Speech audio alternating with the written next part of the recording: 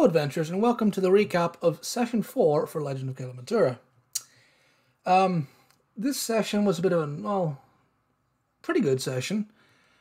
I did try to record it. I'm going to put the video up, but it did get, it's only 20 minutes long. Because I tried to record it, but unfortunately my internet says no. So the audio just was spotty and crap. Well, I blame the internet. I could very well with the fact that I was trying to record and play at the same time. And I've got like a basic ass laptop. It's not exactly designed for that kind of thing, so we'll see. I'll try again in the future, which you'll see. Hopefully with better luck next time. Move my phone out of the way. There we go. Mute. So yeah, recording's going to go up, an attempted recording. I'm pretty happy with what I got, but like I said, could have gone better. Anyway, this time around, the party... This was a very combat-heavy encounter.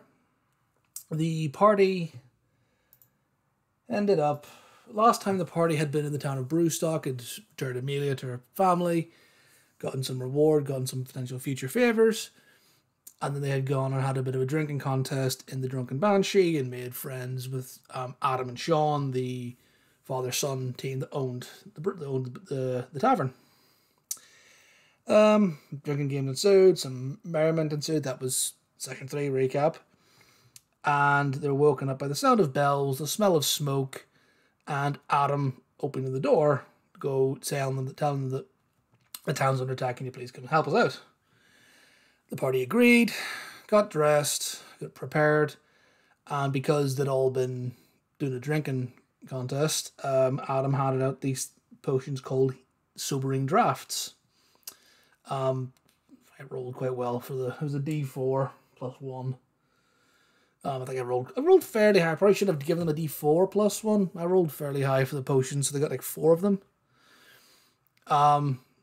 And the party was quite drunk and belligerent, sort of kind of not really fussing it, so Adam ended up forcing one down the mouth of Bjorn or Paladin, immediately sobered him up.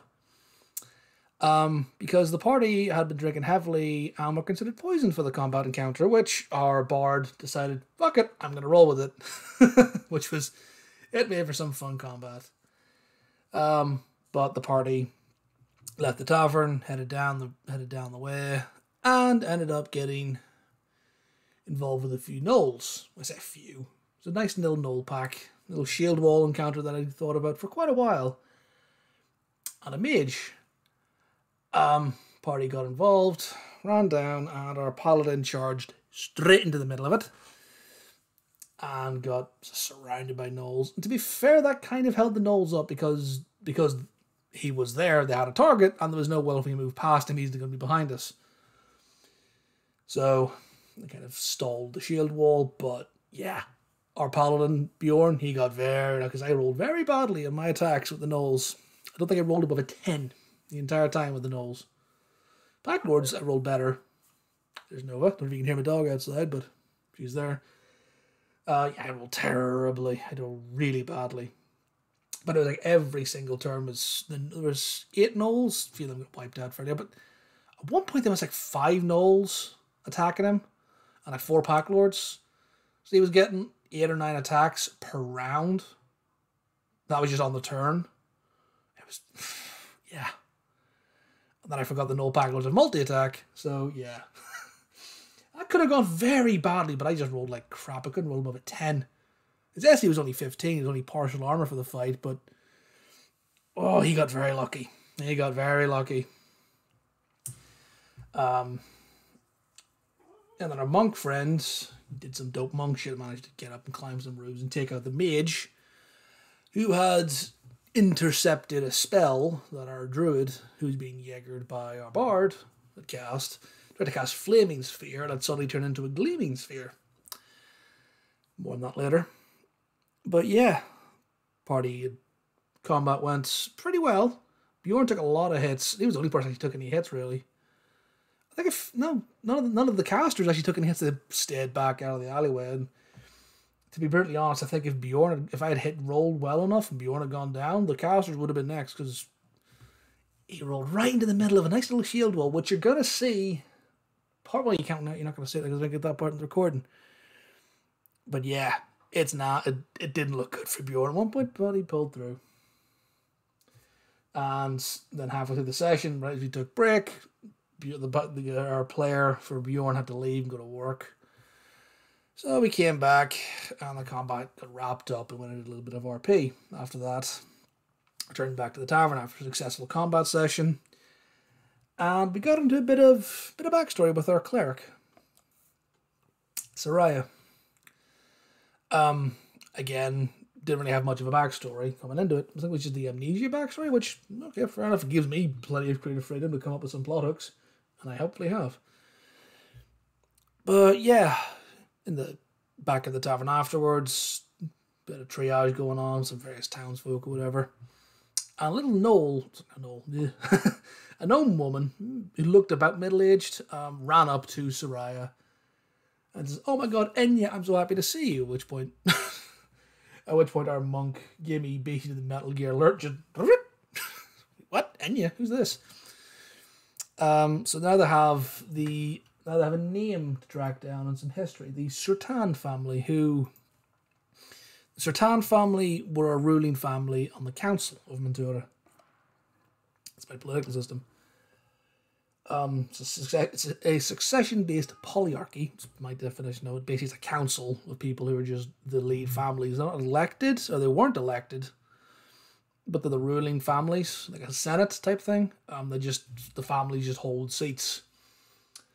And over the generations, families have stepped down or stepped up or been kicked out. But the Surtans led for generations. They were the second oldest family. They were the second oldest family, and then a while back stepped down, retired from public life. And our party learned that they had mysteriously disappeared. And they disappeared in some sort of shipping accident, some sort of ship accident. And hadn't really been heard of since. So that's been investigated.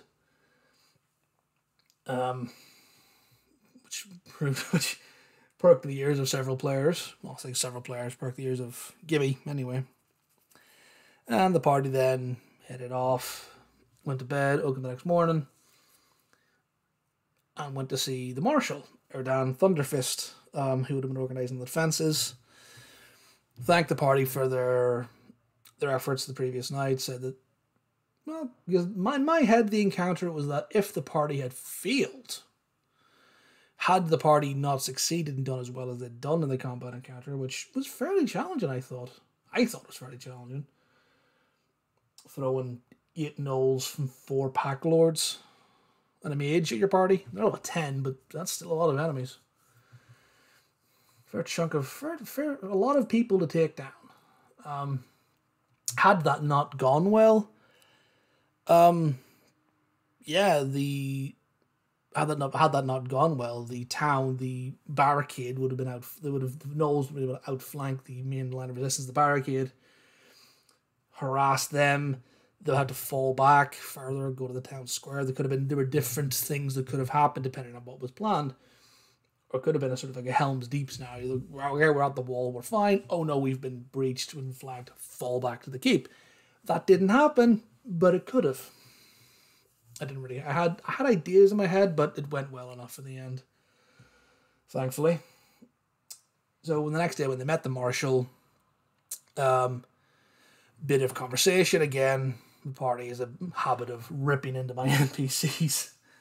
Well, I said they have a habit of it. To be fair, the bard, our bard, Mr. Neb, he's got a bit of history with the military, and Mother Marshal was a war hero.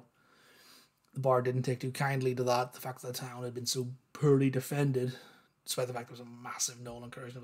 I can't remember what Gnolls I said, but there was a lot. But the town hadn't been defended properly and laid into the Marshal on that one. Again, I'm not really sure how to handle that one yet as a DM, but sure, we'll see. He got away with it, though, and walked away, and then Dimension Doored further away, hiding behind a barrel, having a mini panic attack because he'd just done what he did. But while he was off having his panic attack, the Marshal asked the party would they be willing to go and clear out a base camp, because they'd captured some Gnolls and a couple of other people who were involved in the battle. And they had been informed that there was a base camp not too far away that you can go and check this out, clear it out, maybe get some intel, see who organized this. The party eventually agreed to go and do this in exchange for transportation to the next destination. Currently it's 4 or 5 days travel. They've got a time restraints placed on them to get to a location. But they've been told that no, if you do this, there's someone in town who can get you there within 2 days, saving you a lot of time. So for the next session, the party is going to go off and investigate that.